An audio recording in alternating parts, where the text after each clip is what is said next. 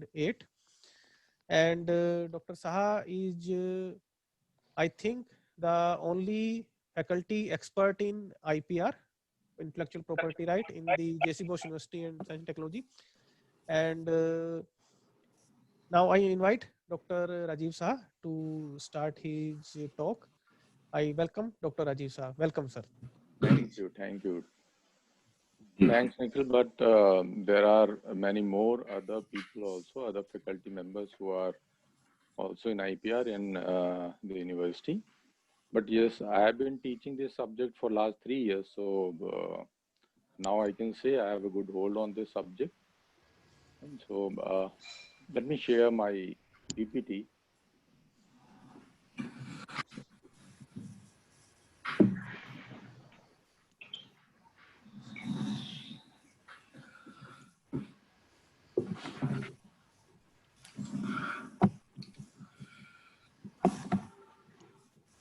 So is my PPT visible to everybody? Yes, sir, it is visible. Yes, it's visible, sir. Fine. Yes, sir. So thank you for inviting. So let me start, Phil. This intellectual property, as the name suggests, it consists of two words, intellectual and property. So we will first try to understand what is intellectual and what is property. Though because all of you are from the background of industry, so I presume that most of you are very well aware of IP. So I will just quickly go through this, and then we'll come to the main part of how to go for and the innovation part, right? And identifying the intellectual property, the IP, and then going for its registration. Right?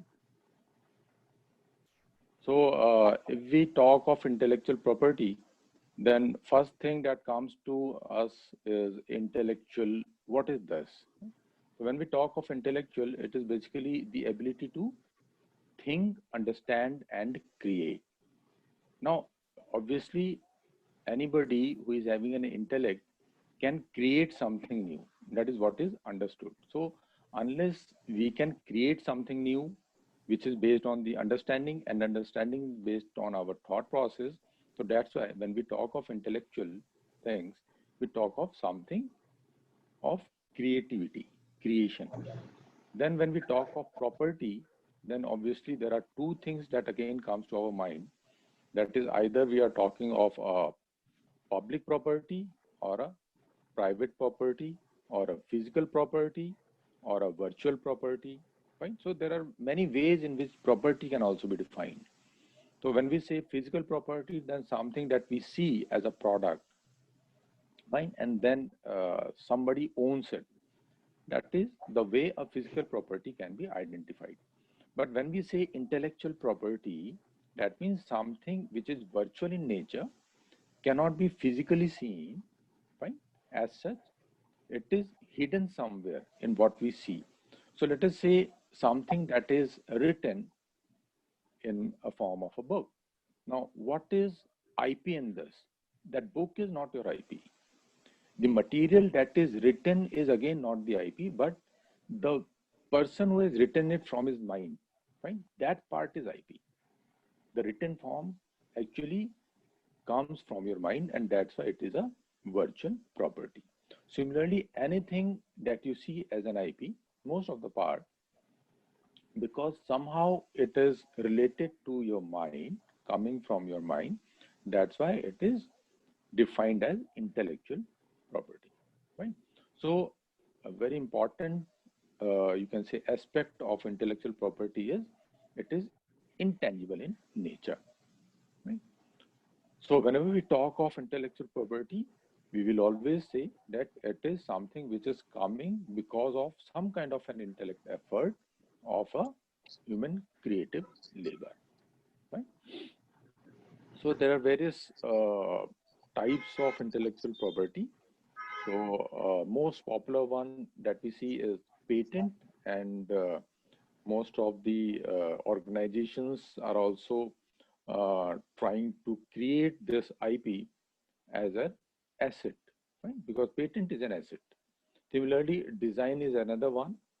Then trademark, trade secret, geographical indications, Right? There are a lot of things that comes under intellectual property, but let us now try to understand how the right within this context can be defined.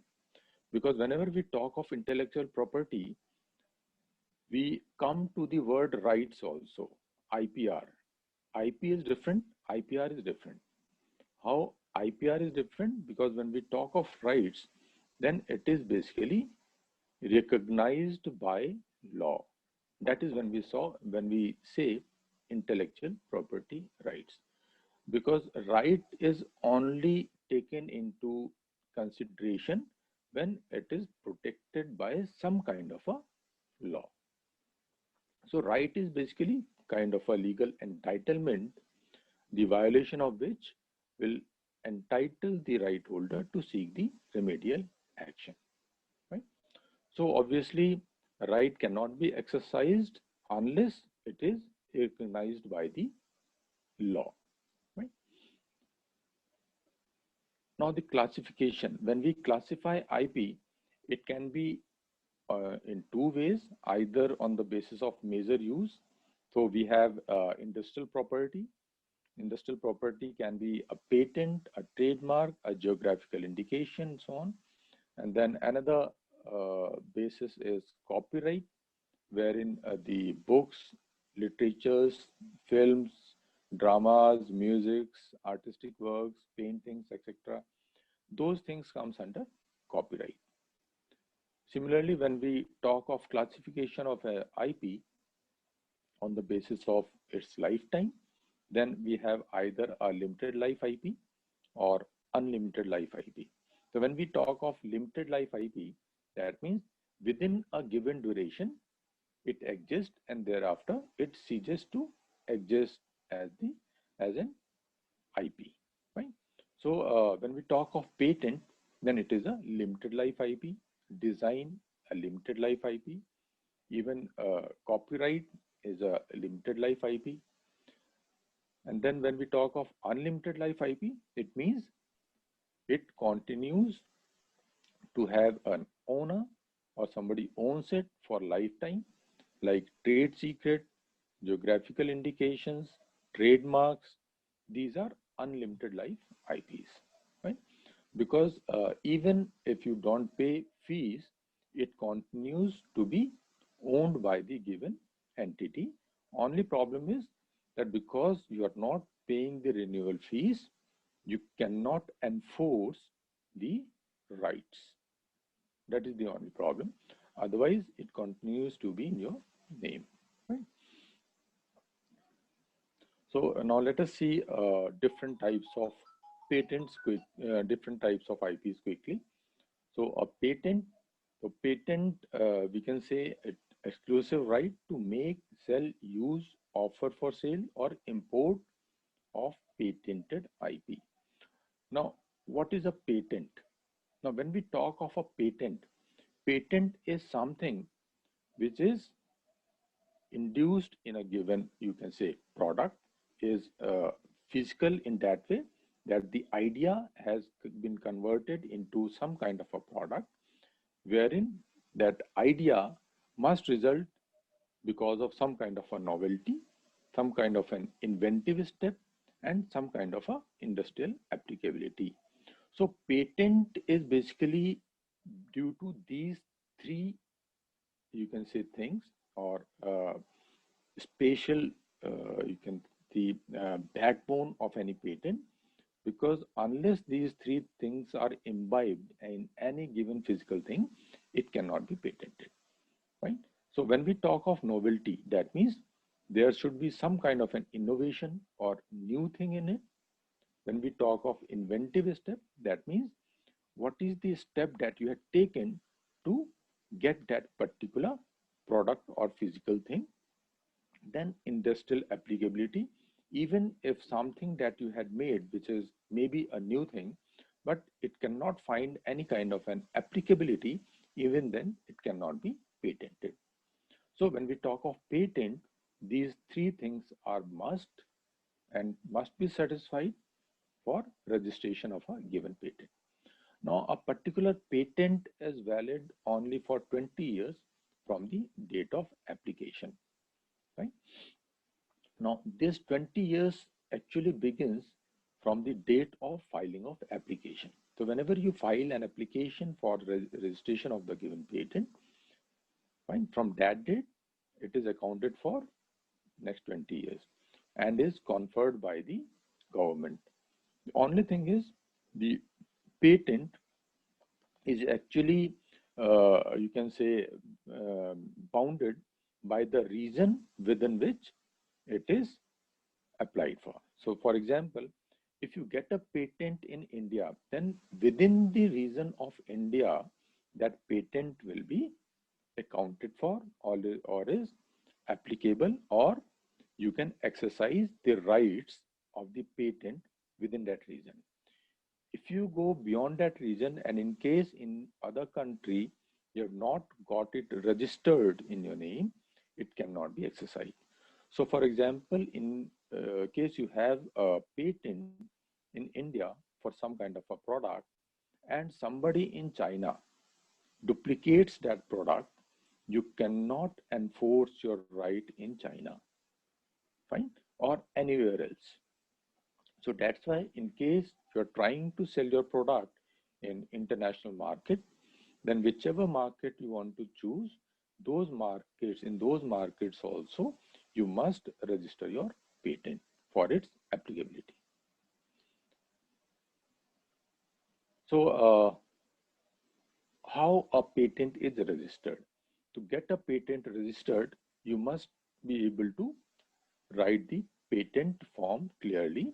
So writing a patent form, or you can say patent specification, it might be in two ways. Either you go for provisional specification first and then go for complete specification, or you can straight away go for a complete specification. Now, how this patent process starts? Think of it like you have an idea as of now, and when you start with that idea, and you know that you will be able to have a product with that given idea, let us say within 3 months or 6 months. Now you don't want that the idea which you have, in case somebody else has that idea, and if he starts first by registering it in the patent office, then you will lose that patent. Fine.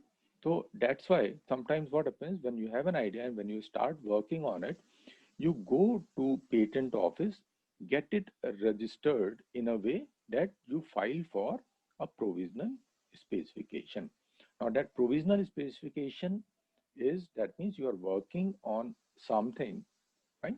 And within a year, now from provisional specification to providing the complete specification, you are provided with a time period of 12 months. So that means within 12 months, you must be able to provide each and every detail of whatever you are trying to patent. Right? So complete specification is when you are totally ready with the patent subject matter. Right? But because sometimes what happens that it is on priority basis. So somebody who files it first will get it in its name, fine. So that's why provisional specification is there to guard against somebody else to take up that idea and get the patent in its own name. So once you have filed your provisional specification, and within 12 months, if you are able to provide the complete specification, then further processing takes place. In case you are not able to do that, then again there is one of the provision where 3 months extension may be given, but then obviously in case you don't go for that kind of extra time, then the filing process ceases to exist or it is abandoned. So that's why in case you are going for such kind of a patent, you must be adhering to the timeline. So let us quickly see what is patent specification. In patent specification, you have to provide the title of the invention that you are going for. Then along with title, you have to provide a preamble. Then the prior art. Now this prior art is if something is existing before what you have done, right? So whatever is prior art, before that what existed in which you have tried to invent something new. So that is your prior art. Now you have to tell what were the drawbacks in prior art which led you to go for that kind of an invention, that kind of an innovation. So those drawbacks you have to tell. Then the efforts that you did, the solution that you found because of those drawbacks, that you have to provide. Then summary of the invention, then statement of invention, detailed description of the invention, and in case there are certain drawings, fine, those drawings has to be provided. Then how it can be applied, that examples you have to provide, and then the claims. So claim is very important part of a given patent specification. The patent is actually for those claims only. In general, when you file your patent, up to 10 claims, obviously it is included in your fees, the fees that you have to pay to the patent office. In case it is beyond 10 claims, then obviously you need to pay extra for that, right? So once you are through with that and you have actually filed your patent in the patent office, right? So the patent office scrutinizes the application, and based on that scrutiny, it provides FER, which is known as first examination report. In case the office wants, the office can ask the inventor to justify the invention, whether the invention has been done by him or her or by the company, organization. So certain questions might be asked. Then there could be certain objections also that could be raised by the patent office. Now, those objections can be either a formal objection or a substantial objection. When we talk of formal objection, it simply means that whatever application has been filed, there is certain error in that uh, form, or whether you have not filled it in the correct form, or whether you are entitled to apply for the patent or not. Those kind of things are there in formal objection. So you have to remove those objections. In case of substantial objection, obviously the invention part is taken care of, wherein in case invention is not patentable, right, there are various things that cannot be patented at all, right? So either it comes under those conditions, or it is already patented somewhere, or a part of it is already patented somewhere, or is being preceded by some art, fine, that you have defined, or you are obviously a person who is skilled in the given art and you are trying to patent those kind of things which is obvious to you. So those kind of things cannot be patented. So in this way, in case there is an objection raised by the patent office, you must reply properly.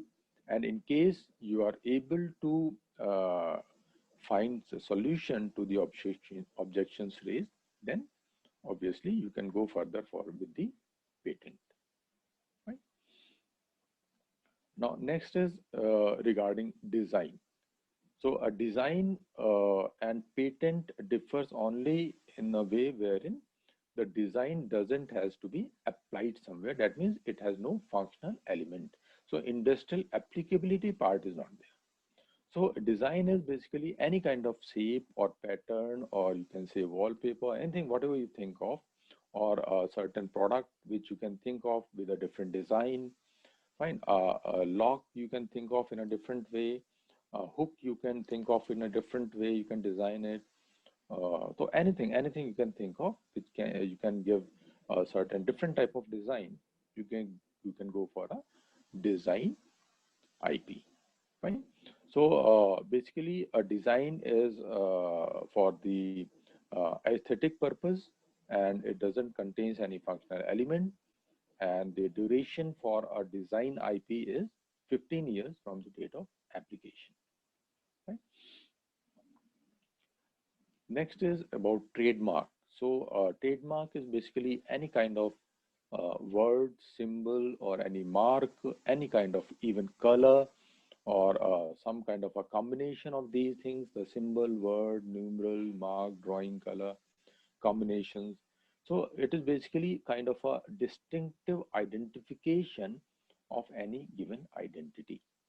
So in case you have something which gives it a different identity, then it can be termed as its trademark. Trademark has to be registered, right?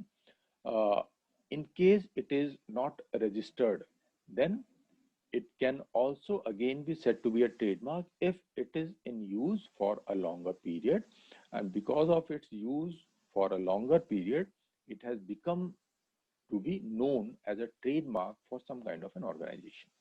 Then it is a trademark, right?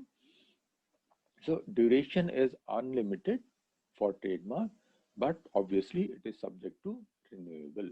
So in case it is not renewed, then only problem is it cannot be enforced, but then it remains with the organization, right?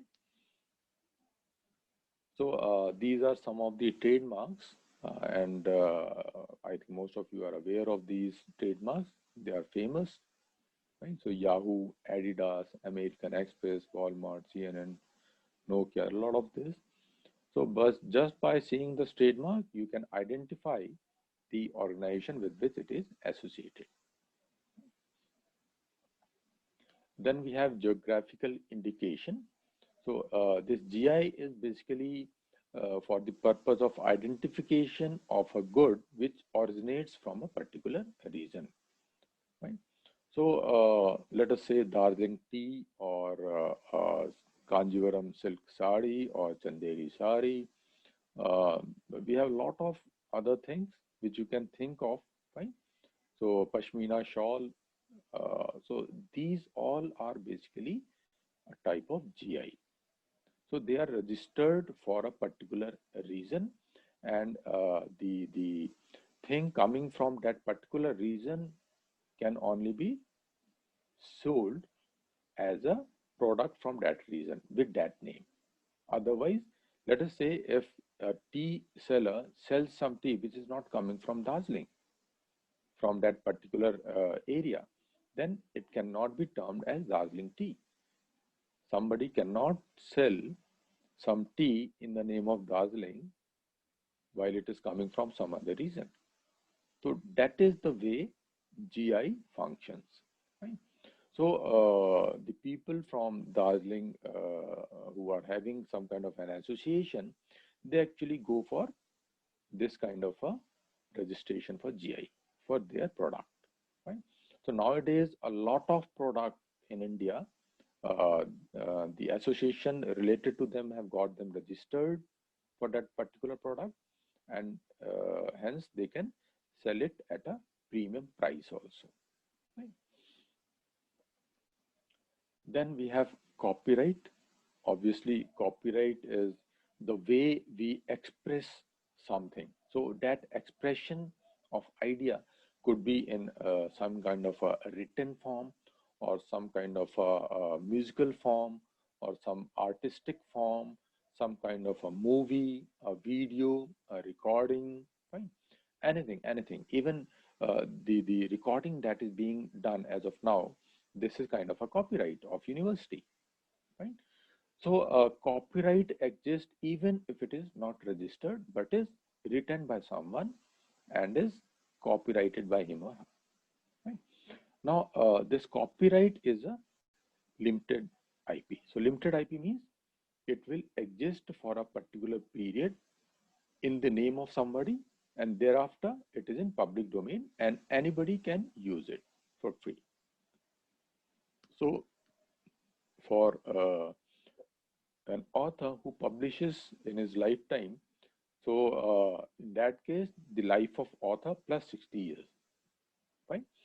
So think of it like you might be wondering that a lot of older authors like Premchand, Munshi Premchand is a very popular author for some very good, you can say, Hindi writings. So nowadays, few publishers gets the stories published of Munshi Premchand and sells in the market. So how is it so that any publisher can simply copy those stories and publish it? Because the life of author plus 60 years, those 60 years after the death of that author has passed, now it is in public domain. So anybody can simply copy those stories and get it published. Obviously, the name of author will remain Munshi Premchand, but anybody else can publish it. There is a difference, right? So similarly, in case we go for films or recordings or the photographs, it is 60 years from the uh, beginning of the calendar year in which it has been published. So let us say if something is published by the government, fine, and it is in 2020, so the first year will start from 2021, and for next 60 years, it will be copyrighted by the government. So till 2080, it will remain as a copyright work of the government. After 2080, anybody else can publish it, right? So that is the meaning of the copyright. When we talk of broadcasting, it is 25 years from the beginning of the calendar year following the year in which the broadcast was made. So all the broadcasts, so news, etc., whatever you see, those kind of things actually exist for 25 years only as a copyrighted material. So now that we have come across various types of IPs, and these are the IPRs in India which are in existence. So for patent, trademark, copyright, then we have one plant breeder's right also, then utility model, GIs, trade secrets, right? So these are some of the IPRs in India which is in existence. So these are the legislations which covers the IPRs in India. So we have patent, which is basically the base act is that of 1970, and it has been amended in 99, 2002, 2005. Certain minor amendments has been done in 2017 also. So it goes on its ongoing process. Design is based on Designs Act in 2000. Trademark Act is of 1999. GI is 1999. Copyright Act is of 57, which has been amended a lot of times. Then we have layout design of integrated circuits. It is of 2000. In plant varieties, it is of 2001. So as you can see here, most of these IPR related legislations are around 2000. Fine, has come across around 2000. So that means that is one of the reason why the awareness of IP in India is very, very less. Right? So it's a kind of a new to all of the Indians. So now let us come to the main part, that is commercialization. So when we talk of commercialization, obviously it is the process of turning an invention or creation into a commercially viable product, service, or process. Right? Now, commercialization of any innovative idea or a product is not an easy thing, because when you go for commercialization, that means you have to market it. A lot of other things comes into process. You may require further research and development process, because the idea that you had when you start in its first instance, you have a prototype of it. But when you try to give it in the market to the actual consumer, a lot of other functionality comes into picture which a particular consumer may want. So in that way, you have to see the viability of the product, the feasibility of the product, the cost part of the product, fine. Then you have to go for trials of the product, whether the consumer will like it or not. fine. So for how long that product can sustain itself in the market. So a lot of those kind of things comes up, fine. So because the commercialization part is obviously a complex thing, so that's why most of the innovators generally doesn't go for this part or commercialization part, right, in the market. So that means if you are an innovator, then you might think it in a different way. In case you have created an IP, whether you will go for commercialization on your own or you will take help of some other, that is the part that you have to think of, right? Because not every inventor or the creator or the innovator, right, might have the skill, the resource to go into the market. That is one of the reason why commercialization is a totally different aspect and innovation is totally different aspect. So combining these two, how to go further. Now, what are the resources required for commercialization? The time is needed, obviously. Then funds are needed, creative effort is needed, innovative effort, persistence is needed, and focused management of the entire process. Now, because of these things, because time is needed, why time is needed? Because you need to understand the market first, how to go with something that is a new one into the market where you don't know something about the market, how you will how you will market your product, right? So that's why you might try to have some kind of you can say bonding with other you can say uh, the business organizations to go for commercialization into the market. So this is one of the reason why even in our university we have 5 IPs as of now, which has already been awarded, while in total we have 20 IPs which are in process. Though we have those kind of IPs, still as of commercialization part, none of them have even tried for it. Because innovation is totally different thing and commercialization is totally different thing. So if you are trying to go for patent commercialization, so first thing is whatever invention you have done, because when you go for an invention, there are two ways. Either you have gone for that invention only for academic purposes, then it's a totally different thing. But in case you have thought of to go for some kind of an innovation, wherein you will try to go further for its commercial potential also, then you have to think about it much more concretely, right? So when you are trying to go for commercial part of a particular patent, then you start thinking of its commercial aspects when you file the application for the patent. So starting from the filing time of the application for patent, you start trying to see how you will go for the funding part of the commercialization aspect. How will you try to go for the agent of the patent? How you will market your product, fine? How will you create a market for the product? Again, there are two aspects. Either you create a market or either you have a developed market and you go for the marketing of that product, fine? So there are a lot of other things, whether the patent that you have, uh, that particular patent, does it also include some patent which is owned by somebody else? So in that case, because it's again a complex process, you are taking into account somebody else patent also. So you have to pay some royalty to that particular owner also. So when you go for a particular product wherein you have a particular idea, but that product may require some other patents also, right? So all those things has to be seen in totality when you go for commercialization, right? Then again, in case you are trying to go for commercialization and directly, instead of going directly, you are trying to go for commercialization with some other entity.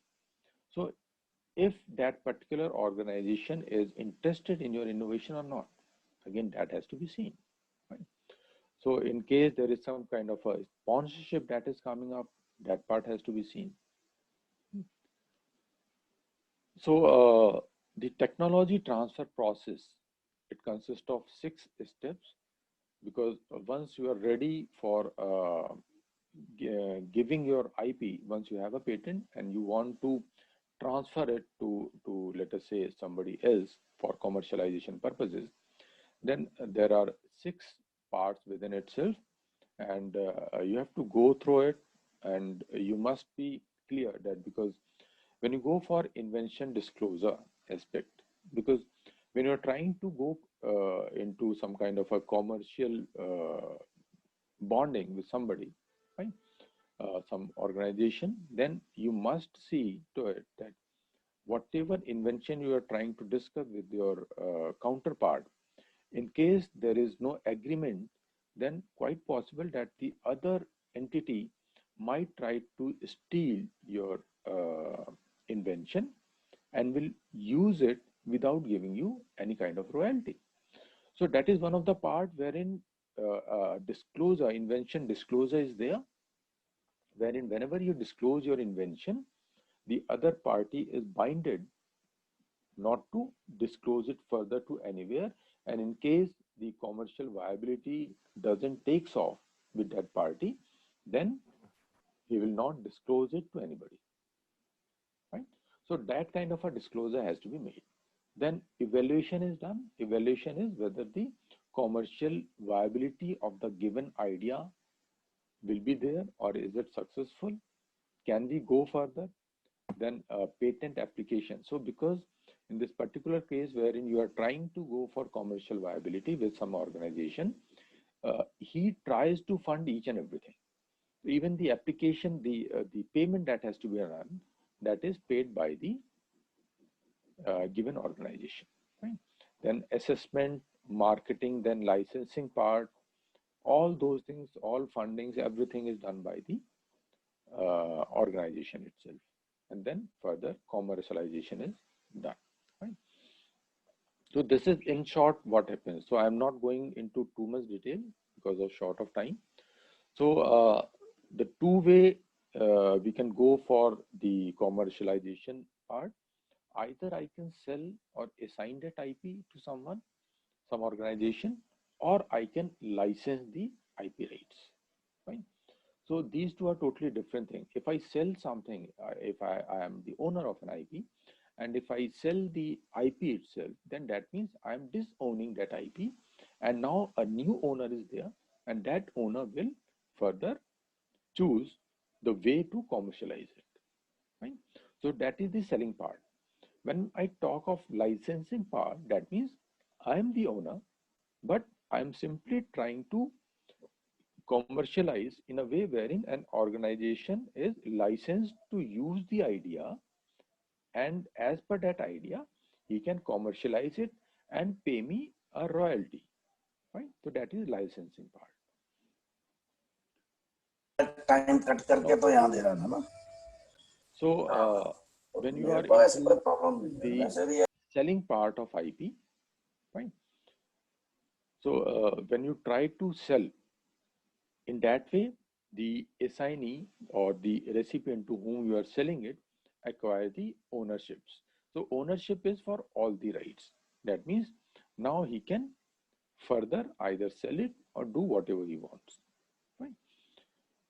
Now, as per patent law, when you sell IP, this has to be details has to be provided in the patent office, because now you are disowning it. The new owner obviously will work in its own way. So that's why this kind of information must be provided to the patent office. Right? Now, when we talk of this assigning, right, that means you are trying to give it away to somebody else. Why should you go for these kind of things? because you want to avoid to enforce the IP because you are not in a position to enforce it, right? So that's why you'd like to go for the assignment part or the selling part. Or maybe that you had invented something, but maybe that invention is not forming the part of product of your organization, right? So you don't want to own it. Or maybe you don't want to go for the cost that is involved to keep that IP alive, right?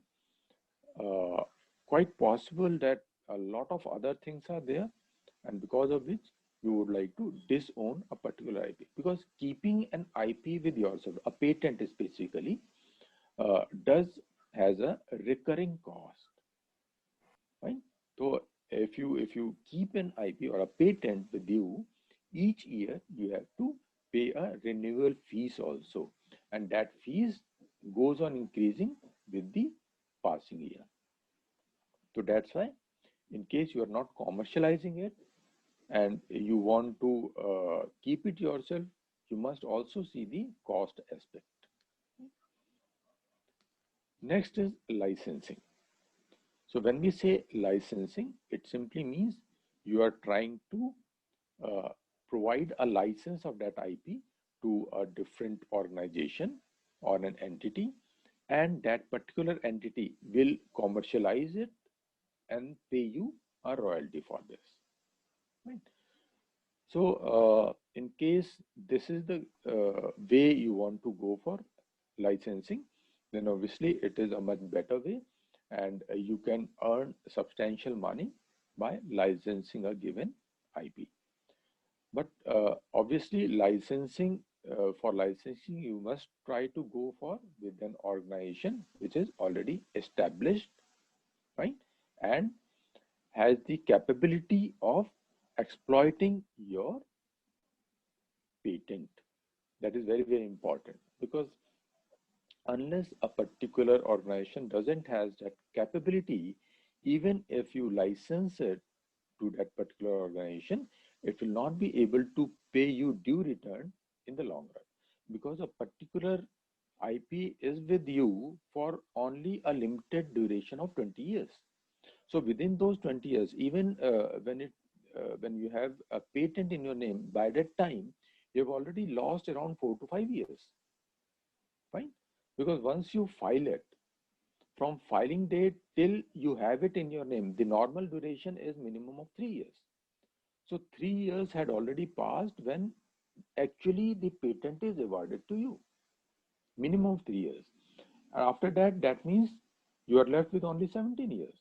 Now, within those 17 years, because you have to commercialize it, so you have to check the viability of the product. So those kind of things, market research kind of thing, takes again 1 to 2 years. So now that when you come into the market with that kind of a product, you are left with 15 years only.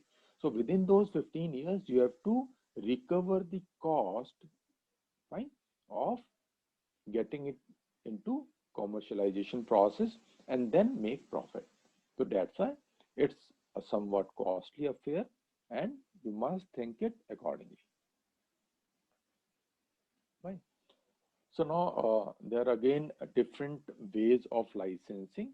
So licensing can be either a sole license, or you can say you can go for kind of mutually agreed license, wherein the license can be provided to more than one organization. Right? When we talk of sole license, then only one organization is given a license, and then he has the authority not to allow any other party to come for license. Right? So those kind of things also exist when we go for licensing. Right? So obviously licensing is better in case you are not familiar with the way market goes or the commercial aspects of the market, then you must license it. Right? So what can be licensed? You can license technical information, such as a particular process, a particular way something goes. the formula in case you have invented, the technique, the way you will do something, right? Or you can go for some kind of commercial information, right? The data, the way marketing or management process goes for, then the trade information, right? The device, the way it works. So there are a lot of things that you can license, because license can be for a complete IP or even for a part of IP. So particular IP, a particular product that you have created because of an IP, it may consist of different things also.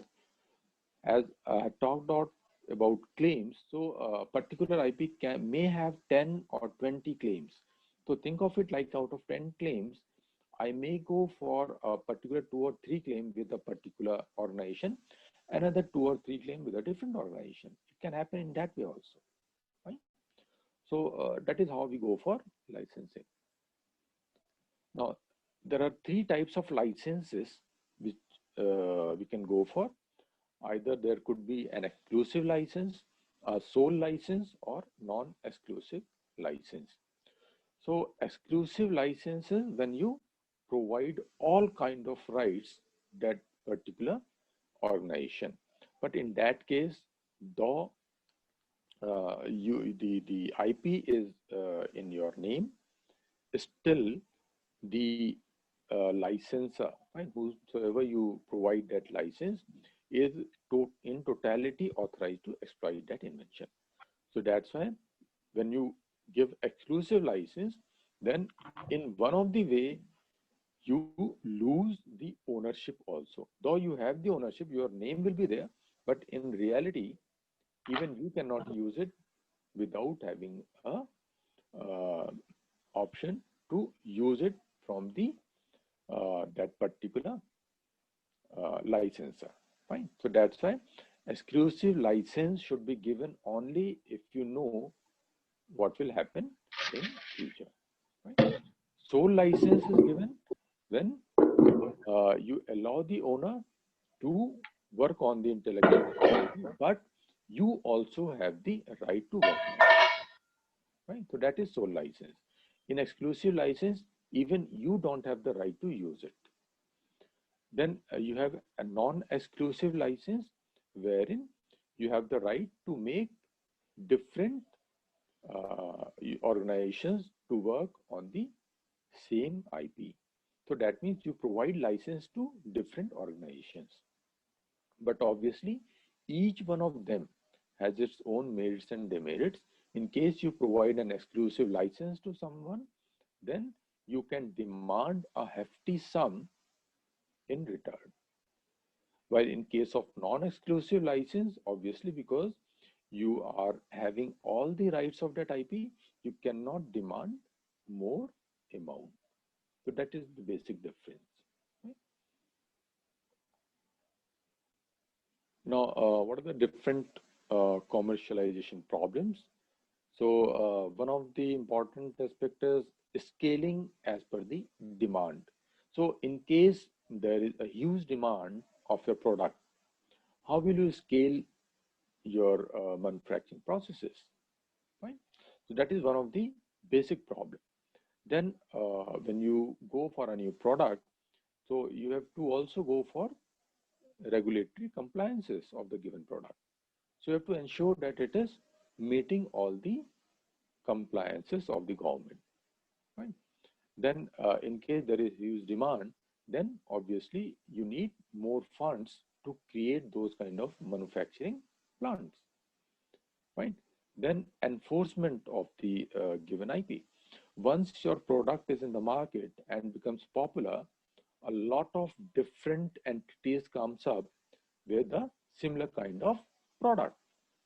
Now, unless you are able to enforce your IP rights, that means you are able to stop those other entities from making those duplicates, you will not be able to earn profit.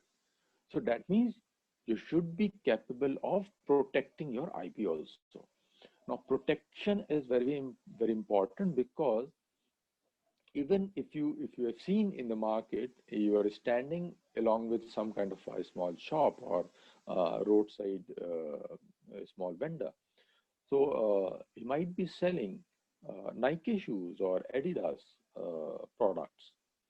Even a policeman who is standing there will not stop that particular person. Why is it so? Because as per the rights of IPR, somebody who owns it must make a complaint, and based on that complaint only police can act, else not. Fine.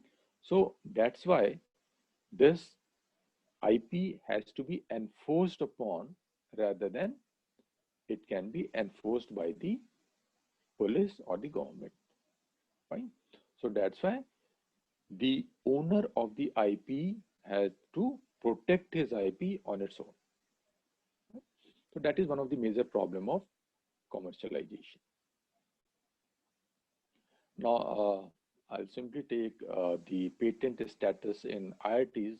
Why I've taken up this is because of the in academics, generally a lot of you can say innovations are done, but then those innovations remains in academics itself and is not able to see the light of the day for commercial purposes.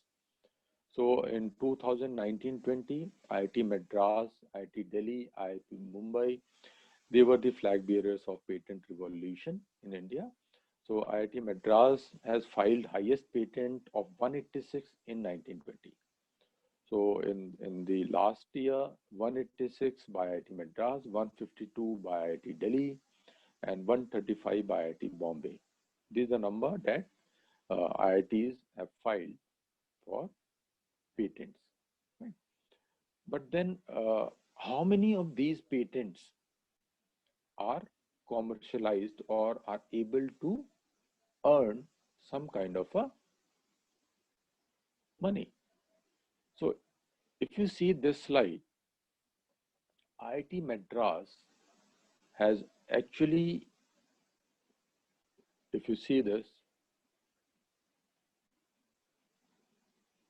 in 15-16, it was able to generate around 7.17 crores of rupees because of their commercialization of IPs. In 16-17, 10.87 crores, and in 17-18, 11.67 crores. So as on date, till 2000, you can say in the 19, fine, because it is the figure for up to 18. So in 2019, this figure was out wherein they had earned 29.69 crores, fine, by IIT Madras. So this figure for Bombay was around 45 crores approximately. IIT Delhi 26 crores, then IIT Kharagpur 19 crores, then Kanpur 17.84 crores, and so on. Still, the commercialization aspect is very resulting into a very less amount, because if you see this from the perspective of other big institutions at world level, then there are institutions which earns in millions and billions of dollars, fine, from a particular IP. So that's why India is still very far away from the commercial aspects of IP, but slowly and slowly, because now we are becoming aware of these aspects, we are moving towards the direction wherein IPs can be easily commercialized and can be fully exploited for better profit margins. So that's it from my side. These are two websites that you can visit. IP India is basically the patent office, and the office can be visited in Delhi. So we have 4 offices all over India. So ipindia.nic.in is the website, and all the information that I provided and more of it is available in the on the website of IP India. You can visit that website, right, and find different kinds of reading materials. You can go through it. So in case somebody has any doubt, so I can take up that. Else, it was a very, very small introduction of what are IPs and how you can go for commercialization purposes. So This is any, Praveen here. yeah. First of all, very nice introduction session. Really insightful. Okay. I took actually a lot of questions came in my mind while I was going through the site, but I didn't note all those points. But now I've noted 3, 4 key points, which I thought I will just quickly check with you if you can. Sure. Okay, so one of my question which came to my mind is that, for example, a product is being registered under IP or patented in India, Fine. and that technology somehow has been used by someone in some other country out of India and built a product out of it, Fine. and that product is being exported back to India, for which the IP rights were registered by some other organization or some academic institution. So is that that in those situations the IP rights can be enforced against the company which is supplying the goods into that country? See, in case the country from where that product is coming, fine, Yeah. and unless you have your IP registered in that country, you cannot enforce it there. That's what I said, that IP is reason bounded.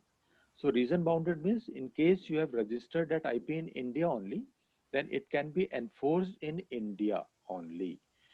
In case you want to get it enforced in other countries also, then you must register it in those countries also. There is another route for it, that it is known as PCT. So there is a patent cooperation treaty, and India is one of the signatory to it. So in case you go for that kind of, you can say international, you can say patent, so you can file it through PCT, and through PCT it will be filed in WIPO, that is the office, international office. And in case you are able to get that kind of patent, then all the signatory countries, there are 153 as of now, as I know. So all 153 countries will honor that patent. So that means you can enforce it in those countries also, wherein those are signatory countries.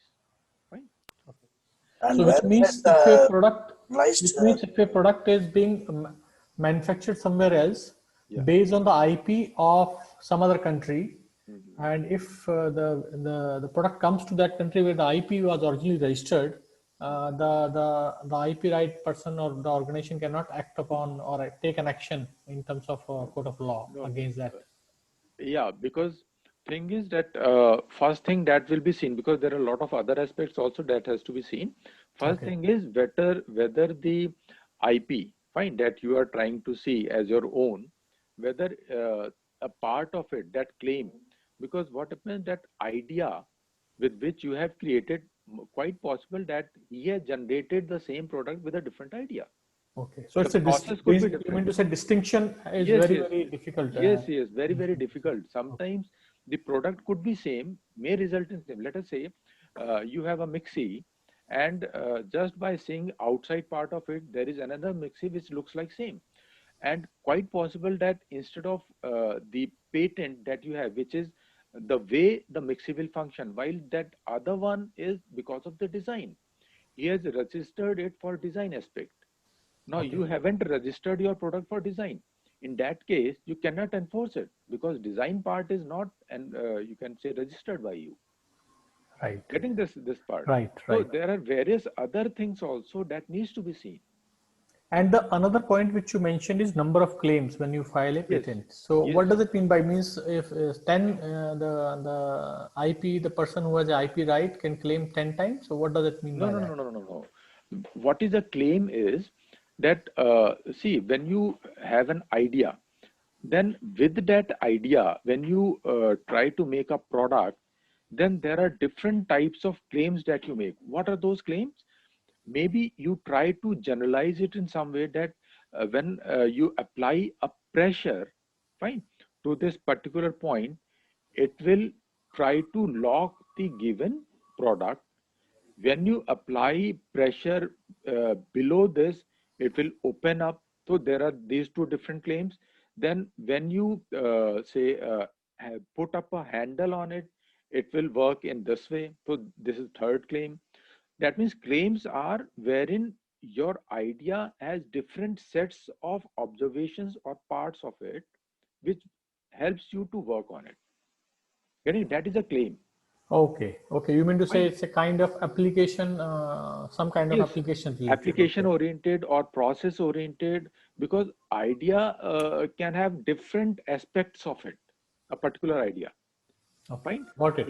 In case you are not able to claim any part of it, that may be claimed by somebody else who can go for that particular same idea, because ideas gets generated, same ideas gets generated through a lot of minds at the same time.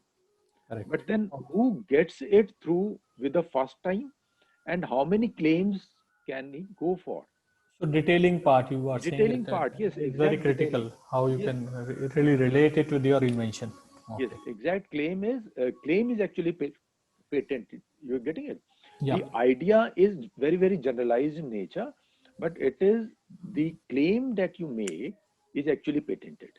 Understood. Right? And sir, you mentioned about, of course, India, and I know for US for sure has huge earning on this through the Yes, IP yes, right with connecting the yes. industry, India while India actually is very low. very low, because India got this awareness very, very late.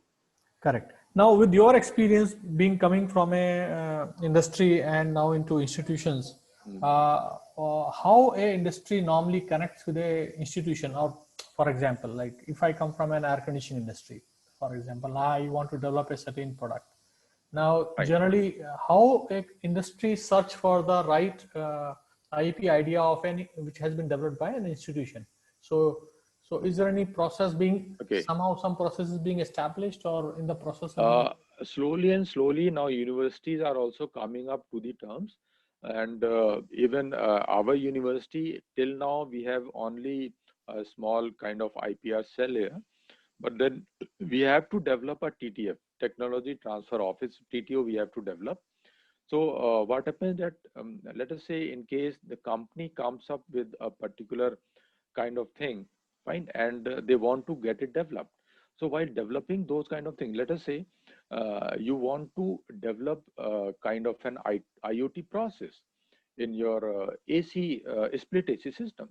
So that IoT system is something wherein you want that somebody who is starting from his office, and through his mobile he can start his AC, and when he reaches his home, the AC cools up his home. Getting it? That kind of a process you want to start. Now, for that kind of a thing, you can approach a particular institution, have a, you can say, kind of MOU with them to develop such kind of a thing in a given time frame. And by that time, you can file it up with the patent office as a provisional specification. So that kind of a thing can happen wherein the institution develops it for you, fine, transfers it to you, and because of that transfer, you provides some kind of a remuneration to the institution, or that could be some kind of a royalty for the university when you sell a particular AC, split AC made with that kind of an invention, right? So in that way, it could happen. So in you can say MIT or Harvard, these kind of things are already there in place. So most of the innovations are done by these universities or institutions, and then it is transferred to the organization for further exploitation. This is obviously in India. This is some, you can say, at a very nascent stage, and maybe further with the time. Now we are catching it up, and maybe further after, let us say, 5 to 6 years, maybe we will be on similar platform. Quite possibly, yes.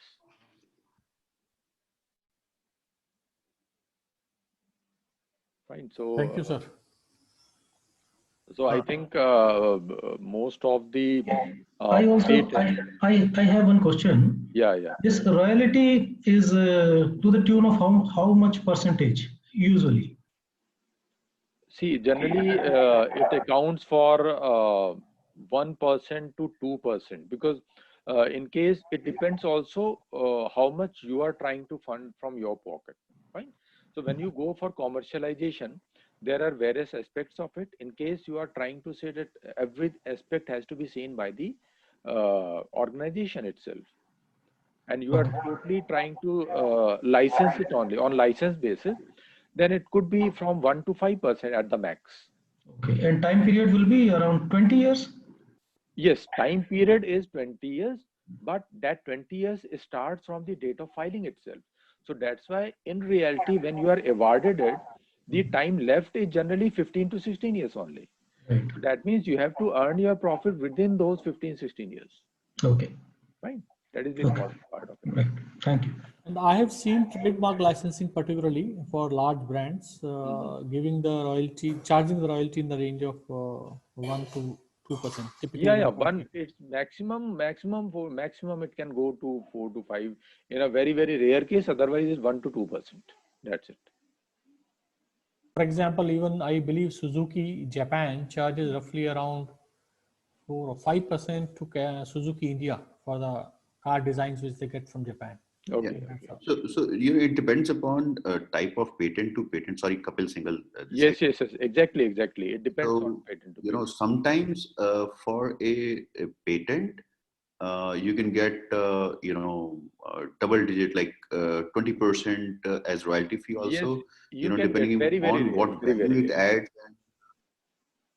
Right. But yes, Yes. it happens. And Yeah. probably the brand royalty is something which is also in similar tunes, but that is not the the patent royalty. So Yes, that is a different aspect. Something like medication today, say COVID, Sputnik is being manufactured by Reddy, so Sputnik will be charging those royalty too, right? So those may be very high, right? no, Yeah. Sputnik or the That is, company owning the right of the Sputnik can charge if the other entity starts to produce and sell. Say if they give this right to say GSK or someone. Otherwise, what they can do is they can what normally people do. They just license the manufacturing. So then it is manufactured and sold in their brand, and they are the people who are receiving the sales. So yes. outsourcing versus licensing is something which plays a good role. Sahasab, you can add. Yeah, sure. Because what happens that licensing, more of the innovators are basically now going for the licensing part. Because in the long run, what happens that in case the product becomes more and more popular, then you can earn more of it, right? When you sell it in the first go itself, then obviously you don't know the value of that particular patent. So nowadays, what has been seen that licensing is a better way of going for any kind of innovation. More and more people are going for the licensing way only nowadays. So obviously, that is a very good opportunity to earn a lot of money. Just हाँ इसमें एक question आता है कि suppose एक US brand है XYZ and someone in China, for example, or India manufacture a product with that brand name. So unless or unless that US company has registered its IP in all these countries, they cannot claim back or cannot sue that company for IP right violation. Yeah, right. Exactly right. Okay, Yes. so all the big brands has to register themselves globally. Yes. Okay. Obviously, they have to. आप वैसे example ले लो, आप यहाँ even Faridabad में या कहीं पर भी रोड, जो मैं एग्जाम्पल दे रहा था, आप रोड साइड पे खड़े हो जाओ, आपको इतने सारे नाइके के, एडिडास के और पीटर इंग्लैंड के शर्ट्स और you can think of it like जितने भी ब्रांडेड हैं वो सारे वहाँ बेच रहे होते हैं इतने सस्ते सस्ते में, and they know it because कि ब्रांड नेम है. आप 5,000 की चीज 500 रुपए में भी बेचोगे तो बिकेगी just because of the name, fine. But in reality they are duplicates, वो ओरिजिनल तो है ही नहीं. अब जो कंपनी का सेल हो रहा है, कंपनी के नाम पे सेल हो रहा है, they are losing it out their profit margins, but they can not do anything unless they complain for it. So a lot of this kind of enforcement goes nowadays, wherein companies try to enforce it upon in some markets. कुछ markets में ना वो जहाँ उनको पता लग जाता है कि यहाँ पर बहुत बड़े स्केल पे डुप्लीकेसी चल रही है, तो वहाँ छापे भी पड़वाते हैं, वो एनफोर्स करवाने की कोशिश करते हैं. So that is one of the way you have to go for enforcement. China और इंडिया में सबसे ज्यादा केयरफुल रहते हैं सब. Yes. As compare to India, China में तो गली गली में ये सब है. हाँ, चाइना तो ऑब्वियसली खैर ऐसा है ही है, एवरीबडी नोज अबाउट इट. तो वहाँ इवन एनफोर्स करना भी बहुत बड़ी प्रॉब्लम है. बहुत बड़ी problem. Not so easy. Yes, not possible also. Example of this proprietary information, like I worked for Procter & Gamble and Gillette for 30 plus years, and there in Gillette and Procter & Gamble we had certain work systems, and as those work systems have been sold to because those were proprietary systems which were developed over a period of around 45 years to improve the work efficiency of the system and working towards building a high-performing organization and all that. And these systems, which consist of around 11 pillars, different verticals, have been sold to licensed to EY for 12 years, so that they could market this and utilize this in training other people from different organizations. And two buyers are EY and the Mondelez, which are manufacturer of Cadbury's and all that. And they paid around $500 million just to buy these systems. These are just written down systems, how we should be working in the factory or in the different areas of the manufacturing setup, so that to improve the work efficiencies, so that how our system should be set up and all that. All these documents have been sold. This is another example of proprietary information which will be licensed to a third party, which is solely into consultancy, and again by use of those intellectual property. Right. Okay, fine. And then There are two examples I want to share here. Sure. One is with relate to enforcement of the issues related to IP. I worked for a company for a very long time called as Timken, and they have been fighting a case with a generator manufacturer in Gurgaon for last over 20 years. So they also sell under the brand name Timken. Okay. And Timken, they have registered for bearings. So it's fighting a case itself takes a very, very long time in India, even if you have all the registration, etc. done, because the other party, he will abstain from the next date and get date extension and those kind of things. And then he has got other data to prove that he was selling in India under this brand name even before Timken came in India, prior to the year 1991 or 92. So that's one example. The other live example I know about the amount charged by these MNC companies. So typically they charge, I have seen over a period of my career, between 4 to 5%. It's not 1 to 2%. It's always around 4 to 5% of the total turnover they charge.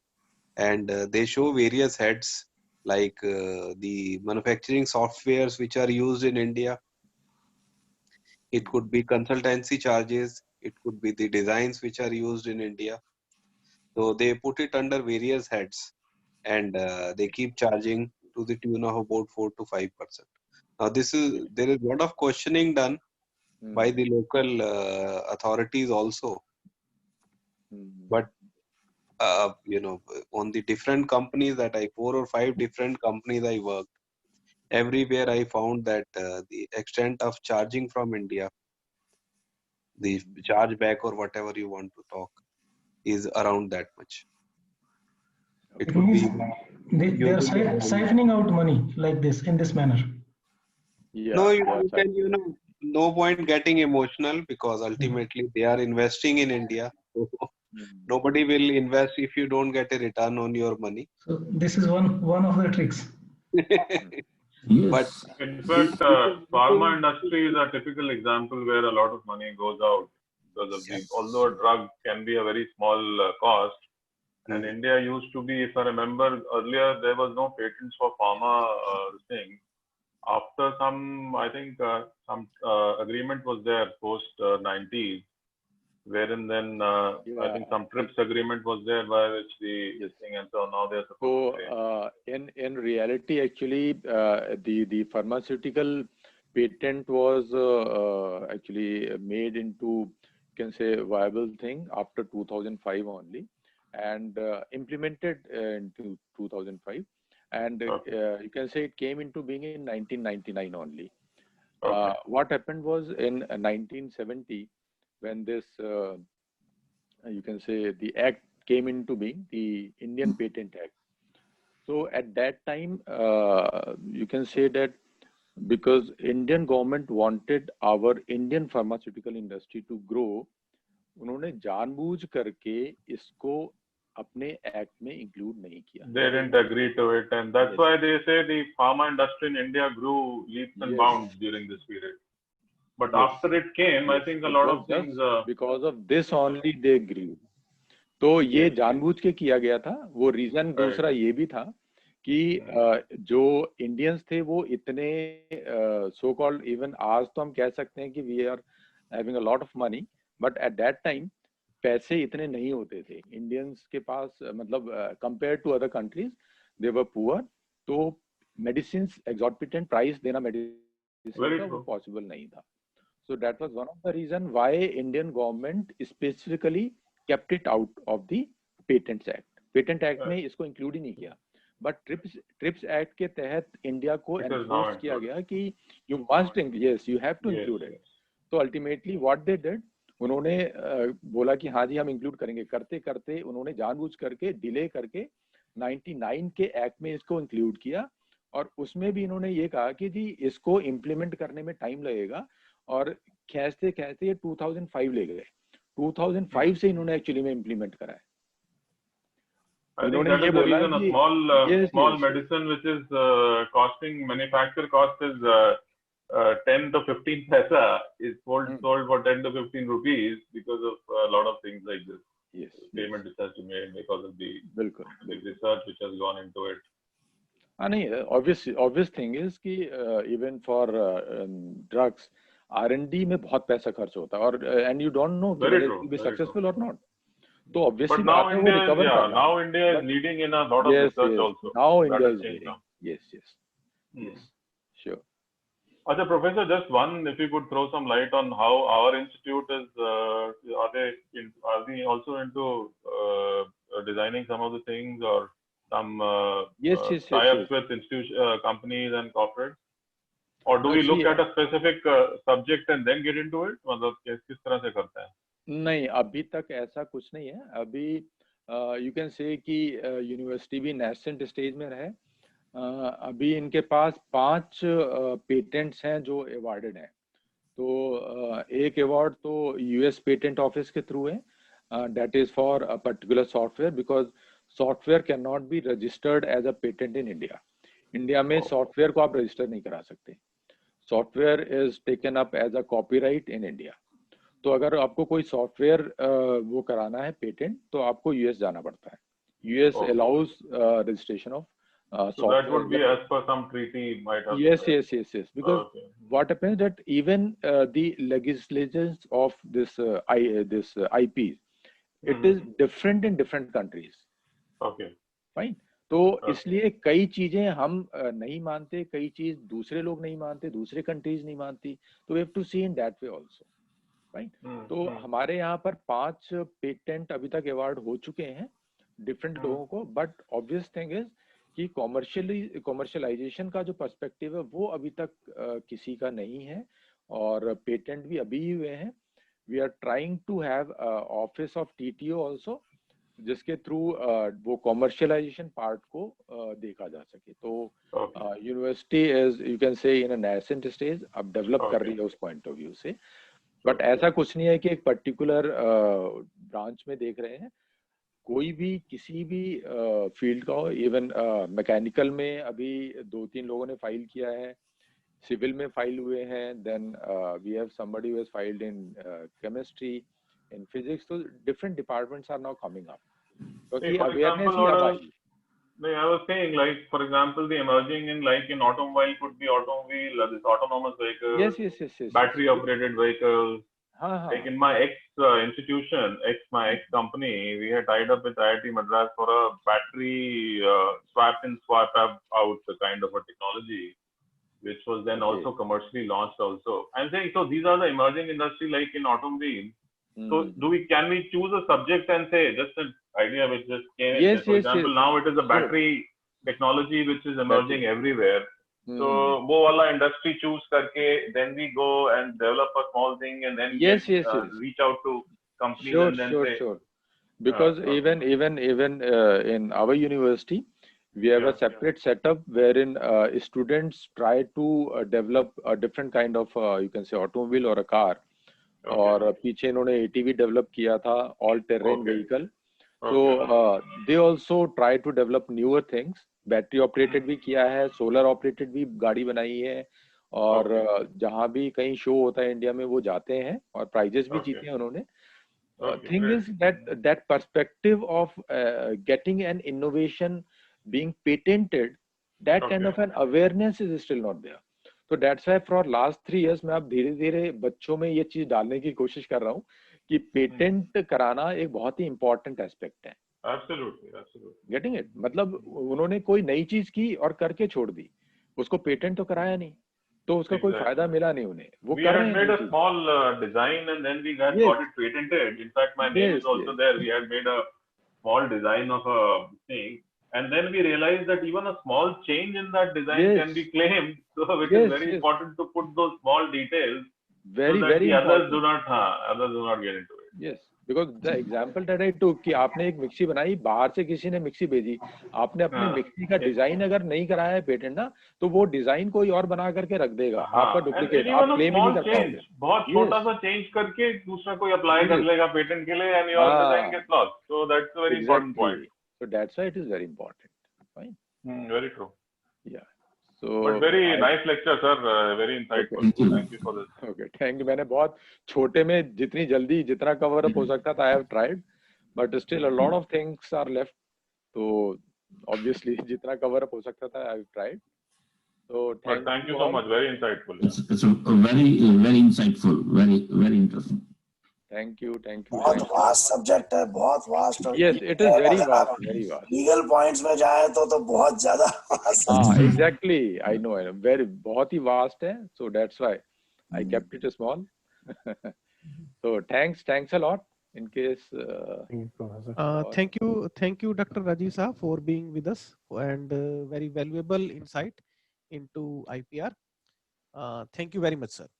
Thank you.